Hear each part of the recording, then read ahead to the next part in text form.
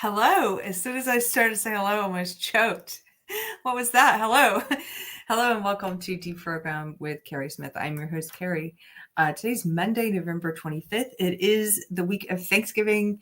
I hope that you are having a festive time and that you're getting excited about all the yummy food, the feasts that are to come, the feasts, the celebrations. We've got a big one, big week of gratitude this week. And a big one this weekend. I'm already looking forward to Christmas as well, as you could probably tell by the hat. So welcome. I appreciate you guys. I see some familiar faces in the chat. I do need a pilgrim hat, Kendra. I don't have one. I need to get one. I'm wearing the Christmas hat because I had to push the show a little bit, and I appreciate you guys being patient. My husband and the soprano singer who he does some classical shows with, they have a big Christmas concert coming up in Comfort on November 29th. I would tell you where to get tickets, but it's already sold out, unfortunately. They do a Christmas show. They've been doing one every year. And anyway, they've been rehearsing today. So I've just been listening to the most beautiful classical pieces and Christmas hymns on the piano, and with the opera singer singing, and it's just been beautiful. And I'm putting up decorations, so that's why I had to push it just a bit, because that was all the rehearsals happening at my house. But good to see you guys. Turkey Day week, yes, it is. I'm excited. I know some people put their Thanksgiving recipes, like or at least their menu items, in the comment section of one of the previous videos, and I was getting excited just reading it. So yeah, it's a great week. It's a great time to be alive. So I wanted to make a quick announcement because I forgot to do it last week. Blocked Magazine. Now, some of you guys know Blocked. Blocked Magazine is the only based knitting and crochet magazine around. They're badass. The editor is Neil James, who I've interviewed on this channel before, on Deprogrammed before. And a lot of the ladies like Yarn Chicken and Shit, and I almost said Murder Knits, but what's her new name? What's Murder Knits' new name? Remind me, because she's got a different name I want to plug. A lot of the ladies from Politically Incorrect Knitters, like Ann Pinkova, who's in the chat a lot of the ladies participate in the Blocked Magazine things, and they write pieces for it, and they do submit patterns for it, and it's a really cool magazine. And Neil James makes it free, so you can go to the website and you can get all the back issues for free. So, and it's the only free one that I know of. And so, wait, it's something Cove. Cabot Cove. Is it Cabot Cove? Cabot Cove is the knitter I was thinking of. So it's free, and they are doing a fundraiser for Blocked Magazine for Christmas. They've put out this calendar for 2025, and it's called the Women of Blocked Magazine. And they were very kind enough to give me a spot in this calendar. And the lovely and talented Shelley Williams knit a top for me. And I have to show this to you. So you can get the calendar on their site. And then let's see. Look at this top. Look at this beautiful hand knit blue top. It's incredible. I can't tell you, Shelley, just how many compliments and how much people love this. And I had to keep it a secret until the calendar came out. But I've been wearing it a lot. This picture is back from when we were in Germany. That's at the top of the Münster Cathedral. And that's the picture that they used of me in the calendar. And there's pictures of all these different knitters wearing some of their knit items. And then I got to wear I wore it this weekend. My church has a ladies gun class. Well, we had a ladies gun class because we have like twice a month, we have a ladies group, and they teach things like canning or, skills. And I was really sad. I missed the canning one because I was out of town. So I want them to do another one. But so this month we did firearms training, ladies gun club, and it was so much fun. And they let me assist. I used to be an NRA instructor, a handgun instructor, when I lived in Los Angeles, and I used to teach at a ladies gun club. And it was so much fun to do that again. I hadn't thought of it in a long time, but I just thought it was funny because the sweater is so beautiful and delicate. And then you're out there shooting these high-powered guns. This was what do they call this? A Suck Pup 12-gauge shotgun. It's not mine, but I did get to shoot it. Anyway, that picture should be on the calendar. Well, yeah, unfortunately, I just took it this weekend. But how funny, right? I'm gonna use it to promote the calendar. Anyway, if you want to support Blocked Magazine and all the hard work that Neil and these ladies do to provide a free knitting and crochet magazine with amazing patterns and essays and articles and interesting things to read, it's not woke. It's a lot of just badass women. You can go and get the calendar. Check out, I would say, out of all the social medias, go to the Blocked Mag account on Instagram. I know that's one that he uses the most, and you can find all the links there, or there it is on your screen if you want to support some base knitters this Christmas. And it would make a good Christmas gift, a 2025 calendar. There you go. Okay. That's just my little announcement.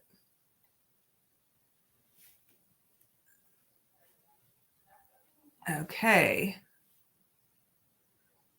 KB, I would have never thought you were familiar with handguns. It's funny. I guess I don't talk about it enough, but yeah, in my old life, when I lived in Los Angeles, so I grew up around guns. All the men in my family, most of them were in the military, and a lot of the men in my family hunted. And so that was one way. When I was in the woke left, I was a bit of an anomaly when it came to firearms. And I in Los Angeles, I worked at a girls' gun club and another shooting school, and had my my NRA instructor certificate just in handguns, but we fired all kinds of things. And I was out there all the time. It was, and now that I've moved to Texas, you would think I'd be shooting more, but actually I've only shot until this weekend. I feel like I've only been in the range maybe 4 times since I've been out here. It's just maybe 5. I just haven't had the opportunity. And when I worked at the school, you are naturally there all the time, several times a week. And so, it's a lot of money though now, because ammo is a lot more expensive. So if you want to train that much, it's a lot. But yeah, I was an anomaly in that way. And I used to take leftists, feminists to the gun range in Los Angeles and sort of demystify it for them. I did that on more than one occasion.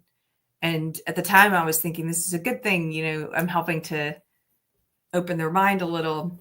And now that I've come out of that woke cult, I'm kind of like, wow, was I just making some radicals more deadly? Teaching them that guns, because I don't know if they changed their politics. They just like guns now. So Progressor for €6. Thank you, Progressor, says, I recently decided to torture myself with some new Wisecrack videos. Damn, they went full commie after your old friend left. Wow, I bet they did. Yeah, I need to go back and watch that old interview with Jared Bauer. I love Jared. It was getting woke there, and I think he's talked about this on his channel, how it was getting very woke before he ended up selling, because all the young people that they were hiring and working with were just, in that ideology, and it was just one way of thinking there. So I haven't looked in to see what that channel's done since, but that, unfortunately, it doesn't surprise me that they went super woke. Wow. Thank you for the super chat, Progressor. Okay. One more from the chat before I get into this topic. Kiwi says, Comfort Texas has constitutional defense at Patriot Academy, a fantastic skill builder on rifles and handguns. It's Christian-based and fantastic. Well, that's cool. I didn't even know that. And I'm in Comfort, Texas quite a bit. So my husband plays out there pretty frequently. So that's good to know. Thank you for that. Yeah, that's really interesting. Okay. So what I wanted to talk about today is one of Trump's picks that I'm not too pleased with. And I think if you are going to take the time to voice your opinion to any of your senators, this is one that I would say is worth it. I'm not really pleased with this one, and I'll attempt to explain why. And this is fine. This is good. We're never going to, it would be weird if you agree with every single thing that someone does. And, you know, maybe you would be in a cult if that were the case. And so I've been pretty pleased with a lot of his picks. It depends. Not too happy with the education one. Very happy with RFK and Tulsi, and very happy with him saying that Vivek and Elon are supposed to be heading up something where they reduce the size of government. I would love for that to prove to be true. I hope that happens. But not too happy with the education pick, and really not happy with the Surgeon General pick. Let me get this up on the screen. Liz Wheeler's been doing a lot of great reporting on this pick, and so is Scarlett Johnson from Moms for Liberty. So I've got some posts pulled up from each of them. So Dr. Janette Nesheiwat, I don't know if I'm pronouncing that right. Doesn't really matter. As long as you know how to spell it if you're writing to your senator. Dr. Janette Nesheiwat. She's the Surgeon General. So let's take a look at the kind of advice and the things she was saying during the COVID years, and if we consider her to have any credibility whatsoever when it comes to medicine and medical decisions. And what it is now. COVID, this new Delta variant hits right before school starts, and our top priority should be getting kids back into the classroom, but doing so safely. Here's the problem. Delta is different, and that's why the American Academy of Pediatrics is recommending that if you're going to be in a classroom, in a crowded classroom, then you want to protect yourself, wear a mask, because a lot of kids, for example, under the age of 12, they can't be vaccinated. So it's important to point out, though, masking is not the only solution. We also need to make sure that we have good ventilation, that people are washing their hands, that they're getting tested, and that all the teachers are getting vaccinated as well. But what's happening is this new Delta variant, it replicates more easily, and it's more contagious. You can have up to 1,000 times more viral particles. So kids can pick it up, even though they may not have severe symptoms, they can spread it to another person. And when it spreads is when the virus mutates. And that's when we get more variants like Delta and Lambda and the UK variant. And what it is now, COVID, this new Delta variant. Okay, so I agree with Liz Wheeler, deal breaker. This alone for me tells me you don't have any credibility. You're going to go along with whatever the status quo is, even if it's not the best medical advice. But anyone that pushed masking on children, mandatory masking, especially on children, you shouldn't be in any position. I know there are people saying, Surgeon General is mostly a ceremonial role. I don't care. I want someone in that ceremonial role who did not push these atrocities on kids. Okay, in the name of science and medicine, when there was no science that said that the masking worked, especially on children. And actually, you know what we did see? You know what did happen with kids? Is after all that they put those kids through during the COVID years, the CDC quietly rolled back their milestones for childhood development without saying that it was a result of their COVID policies. But they rolled everything back. The age at which a child can walk alone was moved back. They used to say, most kids are walking by 12 months. They said, okay, now it's 15 months. Most kids are walking by 15 months. Rolling around on the ground, they said that was moved back from 4 months to 6 months. The age at which a child says their first word was changed. It used to be 12 months, then they changed it to 15 months. They pushed everything back. They said 2-year-olds are now expected to only use 2 words together rather than 2 to 4 word sentences. They used to say that 2-year-olds could say 2 to 4 word sentences. Well, they quietly changed that to say, well, now 2-year-olds can only use 2 words together. 3-year-olds are no longer expected to use full sentences. 3-year-olds. They didn't say when they changed all this, when the CDC changed all these parenting milestones for kids, for childhood development, they didn't say, and potentially this is related to us needlessly closing down schools and then forcing masks on kids and on everyone so that children could not learn how to speak, did not socialize, first of all, did not leave the house, and also didn't learn how to speak, because when they did see people, when they did see adults, their lips are covered. I think this is one of the biggest atrocities that's happened in our country in the past decade, the COVID policies and the detrimental effects on children. And to have someone like Janette, who was pushing this nonsense with no basis in science at the time, she should not be nominated for this position. So this is one I would say, I mean, I tagged my senators in my opposition. I'm writing them emails. I would suggest you write them emails. There's a website I went to. You can get emails for all the senators, or just put it into one of the search engines. You'll find it. If you don't know who your senators are, you should know. Just put it in the search engine and you'll find out. Maybe you're the kind of person who's never written to them before. This could be a good exercise. So just my suggestion. This is one that I think, and I think, when you elect someone like we elected Trump, they are working for you. They're working for the people. They deserve to hear from you. Your senators deserve to hear from you when you agree and when you don't agree. And there are a lot of things they're doing that I agree with. A lot of things. So I'm picking one thing that I don't to criticize today. There's a few that I don't, but this is one. Here, let's listen to some more clips from her in case that wasn't enough for you. That's enough for me. I agree with Liz Wheeler. Masking kids is like, okay, done. I don't want you anywhere. And any type of advisory position when it comes to medicine, like advising Americans on health or medicine in any way, I don't want you in that position.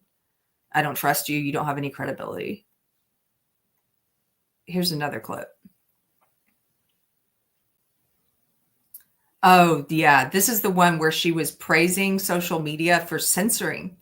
All those years that we went through where they were censoring, and in my case, I've mentioned before, I had scientific studies that were censored by Facebook. They said they changed their terms of service where they were now going to remove anything, even if it was true, even if it was factual, even if it was a scientific study, they were going to remove it if it might cause vaccine hesitancy. They were playing moral judge, medical judge. They put themselves in that position. They put themselves in that false position to say that they had a right to determine what medical choice people should make. And that if you were to post something, even if it was true, even if it was scientific, even if it was a study, if it might cause them to be hesitant to make the choice that Facebook wanted them to make, that they were going to remove it. And we now know, as a result of Mark Zuckerberg's testimony and his open letter to Congress, that he was pressured by the Biden administration. He was pressured by the federal government to censor people when it came to the topic of COVID. He's now said he regrets that, but it doesn't excuse it. And this whole machine that was pushing this back then, that was pushing censorship of facts, of science, she was a part of it. Let's watch this clip. First of all, vaccines save lives. And I am so excited, and I thank and I commend Facebook and Mark Zuckerberg for taking action, because this affects everyone. This affects our children. It affects adults. I mean, just look at the recent measles outbreak, the biggest outbreak that we've had in decades with measles. And that's no joke. Measles can cause brain inflammation and pneumonia and ear infections and hearing loss and death. So it's about time that they are taking action. And I hope and pray that other social media platforms will follow suit and do the same thing. First of all, vaccine. Yeah, there she goes. She loves the censorship that's happening, and she hopes and she prays that other social media companies will censor the way Facebook is. That's what she said at the time. Scarlett Johnson, who I mentioned from Moms for Liberty, has also been covering this pick, this nominee, in great detail. I love Scarlett, so I pulled up some of her clips.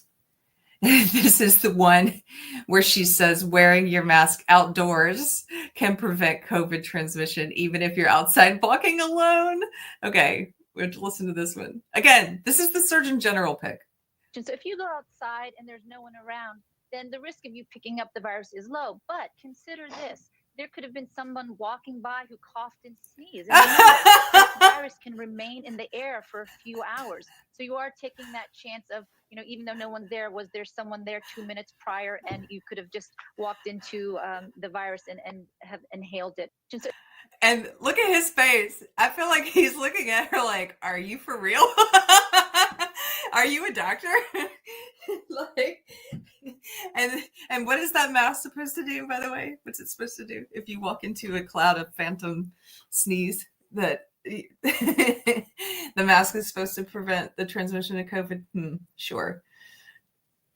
Yes, Jason, she is a pharmaceutical puppet. That she is. Kendra, oh my goodness, how unsaid. I know. I love that guy's face. I don't know if the face is actually in reaction to her being saying idiotic things, but I like to imagine that it is. Okay. I've got another one for you. This one's so gross. One of the most infuriating things during the COVID years, because was, and maybe you guys will feel the same way, but for me, one of the most infuriating things was during this time of authoritarianism, during this time of Orwellian language, when they were gaslighting us, they were censoring, they were pushing propaganda, they were suddenly like restricting our access to things like ivermectin. They were taking down videos if we talked about stuff like that. Who knows? Maybe maybe this video will come down. I did have one taken down recently where I talked about COVID. They were engaging in the most heavy-handed censorship, and the social media companies have now admitted in the Twitter files, and Mark Zuckerberg has admitted to Congress that they were doing it at the behest of government, that the government was coming in and telling them to censor, which is a neat little trick to say, well, hey, it's not a First Amendment violation, is it? Because it's the social media companies are doing it. It's just that we're telling them to do it. The federal government is telling them to do it. Wow. That's an interesting loophole. So during all of that time, and we were living in this age of, and to some degree we still are, this age of just massive gaslighting and propaganda. And then we started seeing all of these nurses who supposedly we were being told the hospitals were overrun and there was no way to get in, and the doctors were overworked and the nurses were overworked. And all of a sudden we started seeing all these dance videos on TikTok with all these nurses, like super creepy, like communists almost. My friend Juana has pointed out it's a very communist kind of thing to have these formation style dances as a form of propaganda. And so this Surgeon General pick participated in these creepy videos. Here's one. Scarlett Johnson says, Dr. Janette Nesheiwat, again, I don't know if that's how you say her name, but that's okay, nominee for Surgeon General, was involved in the dumb TikTok trend that emerged during the COVID pandemic. This trend featured doctors and nurses performing annoying dance routines while telling us to mask up and, quote, shelter in place. Still makes my skin crawl. Here we go. Oh, mine too. This was just so surreal at the time watching these videos. And they were meant to make us feel good. I don't know. I'm going to turn the music off because I don't want to get a strike. Stay home. Be kind. Practice social distancing. Wash your hands. Help us help you. That's what her sign says. That's her at the front. That's the Surgeon General pick. Help us help you. Help us help you. Take the vax. Help us help you. Put the mask on your child. Help us help you. Put the mask on even if you're walking outside alone in the middle of nowhere and you see no one else. What if you come upon a phantom cloud of cough? Conform, because we told you so. Help us help you. I don't like her. I don't like her. Let me stop sharing this. So some of the pushback that I've seen is, as I mentioned, people are saying, well, this is mostly a ceremonial pick and, you know, it's not worth, there's some kind of mentality that if you disagree with something that you're somehow breaking breaking rank, or you're betraying a tribe or something if you voice any criticism ever of your quote unquote side. And I call bullshit on that. That's not true. That's actually, you know, I left the woke left for a reason, and it was because it was a cult. And it was because they didn't behave like normal people in reality, meaning you could not voice dissent. You could not criticize. You couldn't even ask questions. It got to the point where you couldn't even ask a question. And many people have left the woke left for that reason. And the last thing that I want to do ever is be told that I am now part of some other group that is going to be behaving in the same way. That's ridiculous. My tribe is reality. And in reality, you will agree with things and disagree with things, and you will have questions and you will have criticism, and that's normal. That's rational. And you should have, if you have a criticism, you should voice it. So yeah, breaking the social contract. Exactly. Yeah, it's not, if you're talking about this, what I'm talking about, it's not there's no social contract that says you have to keep quiet and not criticize your quote unquote tribe. I'm not even a Republican, even though I voted for Trump. I'm not a member of any party anymore. I'm an independent. But if I were a member of the Republican Party, and if I ever become a member of the Republican Party, I expect that over time, most of my criticisms would be directed towards my own party, because that's where, after a period of time, if that's where I'm living, if that's where I'm at, that's what I know. Just like now, most of my criticisms are directed towards the left, the woke left, because that's where I spent 20 years. That's what I know. When I first started speaking out against the woke left, when I first left, I would sometimes have people say, well, all of this might be true, but why aren't you criticizing the right? If you're one of us, if you're a liberal, why aren't you criticizing the right? And it's like, because I don't know anything really about the inner workings of the right. Like, I'm not part of the right. You know what I mean? It's like, that doesn't even make any sense to me. Of course, I'm going to have criticisms for where I'm at. And excuse me if I hold my quote unquote side, whatever you mean by that, to a higher standard than I do people that I think of as not being like us or not agreeing with us. Texas Sheep Lady says, my tribe is free thinkers and freedom lovers. Yes, that's mine. If I'm a member of any tribe, that's who it is. Okay, I wanted to just pull up a couple of articles about this pick, and this may be a shorter one because we'll see how much time I have. Okay, this is from NPR. Health news. It's called Shots. Health news from NPR. No, also doesn't have a lot of credibility coming from UMP. I don't think I'm going to be getting my health news from you, but okay, let's see what you have to say. What to know about Trump's picks for the CDC, the FDA, and Surgeon General. In a series of high-profile announcements Friday evening, President-elect Trump made his picks for 3 top health positions in the new administration. John Hopkins surgeon Marty Makary is his choice for Food and Drug Administration commissioner. He wants former Representative Dave Weldon, a Republican from Florida, to serve as director of the Centers for Disease Control and Prevention. And Dr. Janette Nesheiwat, a Fox News contributor, is in line to be the next Surgeon General. Trump made all 3 announcements on Truth Social and in press releases. Together, the picks would help the incoming president shift the priorities of agencies that are linchpins in public health.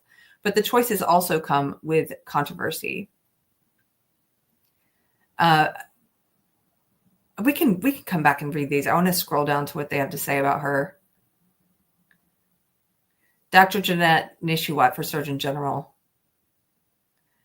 As with several of his picks for his cabinet, Trump's new Surgeon General comes with experience at Fox News. Nesheiwat is a medical contributor for the network and author of Beyond the Stethoscope, Miracles in Medicine, a book described on her website as, quote, a vivid Christian memoir that recounts her experiences during the pandemic and after. She's also medical director at CityMD, a network of urgent care centers in New York and New Jersey, experience she has drawn on in selling her own line of vitamin supplements. Trump praised her work, quote, on the front lines of New York City during the pandemic and her work in the wake of natural disasters like Hurricane Katrina and the Joplin tornadoes. During her appearances on Fox News, she has emphasized the benefits of getting vaccinated against COVID-19 and other infectious diseases. Quote, she is committed to ensuring that Americans have access to affordable quality health care and believes in empowering individuals to take charge of their health, to live longer, healthier lives, Trump said in his announcement. They don't really criticize her a lot, which I found interesting. They just sort of, they're going in hard on a lot of Trump's picks, but I think they're pretty happy with how she handled herself during the pandemic, during the COVID years. Which is interesting because I'm not very happy with her. Right?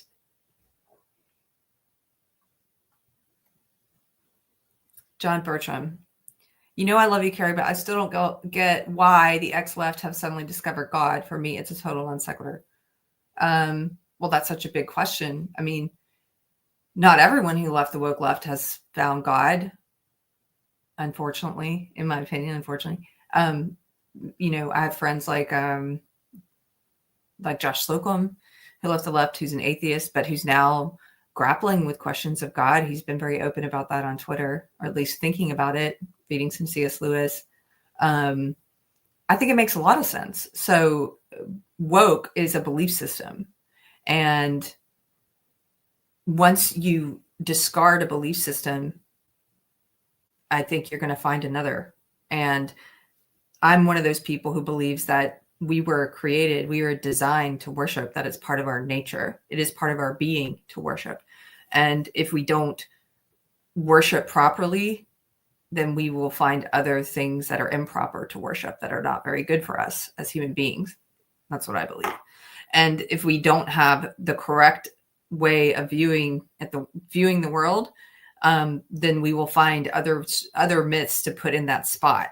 And so, for example, the woke myth, the woke story that I subscribed to for over 20 years, that belief system says the best way to look at the world is that the world is a struggle for power between opposing identity groups. And all of these identity groups can be designated as either an oppressor or an oppressed group, a privileged or a marginalized group, and that the purpose in life is to redistribute power among these identity groups so that we reach this magical utopia of equity, which we'll never reach, by the way. That's the thing, is that they don't say that it's just going to keep you doing the work, right?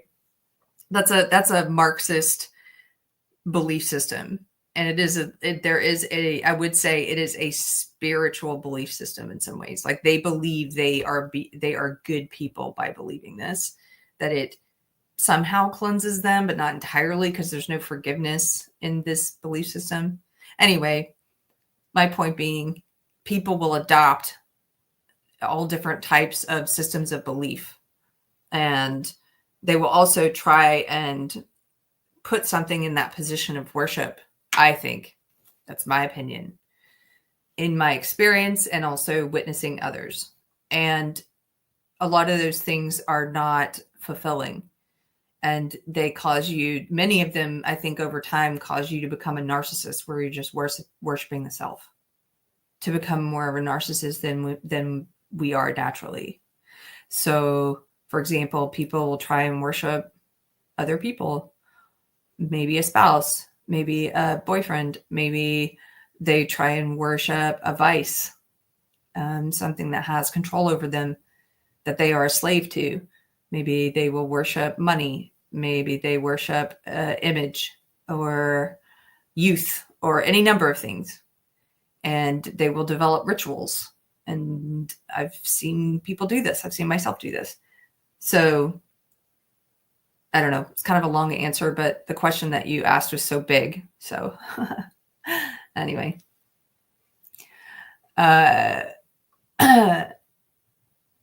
Rodney. Yeah, Rodney kind of, if you're interested, John, Rodney kind of summarized what I'm trying to say much more efficiently. Most people have a God-shaped hole in their heart. I believe that to be true. And people who don't agree with me don't usually have a problem with the fact that I believe that, unless there's something wrong with them. And then they do. Then they get really upset. I don't have a God-shaped hole. I'm like, okay, I don't care what you think. I'm not like coming at you personally, dude. I don't know why you feel it so hard. I'm saying I think human beings are like that. I'm saying I think we are built that way. Some people get really touchy, really emotional, very fast over differences of opinion on our ontology, on the nature of being. Anyway. Oh, Jacob says, shoot, I'm late. Not missing a bit. I'm on 2 times speed. Jacob, I'm so glad you're here. You guys, this means that the Rumble chat is working. That I have it synced up, so I should be able to see all the comments from Rumble now. Awesome. Okay, I just wanted to do just a quick sort of a summary of this pick and why I think she's a bad choice and why I felt compelled to do a video about her and none of the other picks is because I think she's really dangerous for this position. And I hope that you will join me in writing a letter today or an email, or at the very least, if you're on X, tagging your senators and just saying, I don't like this pick. They have to hear from us, else they won't do anything. I don't like this pick. I don't care if it's ceremonial. I don't want someone, she's supposed to be the Surgeon General. Somebody from out of the country was asking me, they're sort of like considered America's doctor. I don't want America's doctor to be someone that was pushing masking of children and shutting down schools. So that's what I think about it.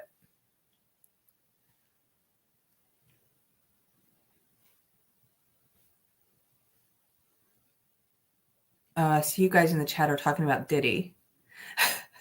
I don't know enough about that yet. I've started watching some true crime episodes about it. I know a little. I know about some of the allegations, but I don't know enough about it yet. So I'm not going to get into that. I'm going to let you guys go. I have stuff to do today. I'm sure you do too. I wanted to show you something really quick. If you are doing decorating now, I never used to decorate for Christmas before Thanksgiving, but this year, for some reason, I am. I made a playlist. I posted it on social media of a couple years ago of old vintage Christmas songs. And if you need music for the background, because I always like to have music in the background, it's over 10 hours of vintage Christmas stuff. And it's stuff that you may not have heard in years. It's nostalgic, but it's also funny. It's just very weird, funny, strange collection of Christmas music. So you can find that link on my Twitter or my Facebook, and I hope you enjoy it. If you do, go listen to it. And then I was getting ready to hang up the stockings. I wanted to show you guys. Somebody gave us these as a gift. This is my husband's stocking, and they gave me one. And then this is what I wanted to show you. This is Tiger's stocking.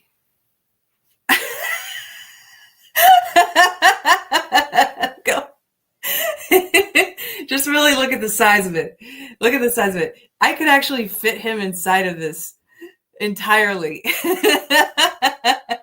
That's how many presents he expects. He expects all of the treats. Like it's like looking, this is for my little dog. Anyway. How fun, you guys. Oh, Brahma says, Keri, before you go, do me a favor and check which microphone input you are on. Why? Is my sound bad? Oh, yes. Sorry. It's my camera mic that's picking me up. My Shure mic is not showing up. Thank you, Brahma Bull. I guess you guys could hear me. I apologize, man. What's going on? I have to fix it. Okay. It isn't bad. It just doesn't sound like you normally do. I appreciate it, Brahma. I want to come hang out on your channel. If you guys haven't been over to Brahma's channel lately, you're missing out. He's got a political show called The Bullpen. And I want to come hang out on that show again because I learn a lot when I hang out with you guys. Everybody says it's okay. Well, take care. I'll see you guys on Wednesday. We'll be back on Wednesday with a live pop culture at 8:00 Central, myself and Mystery Chris. And yeah, go tell people, go tell your senators, we don't like this pick. If you don't like her, if you agree with me, take the time. Okay. I'll see you later. Bye.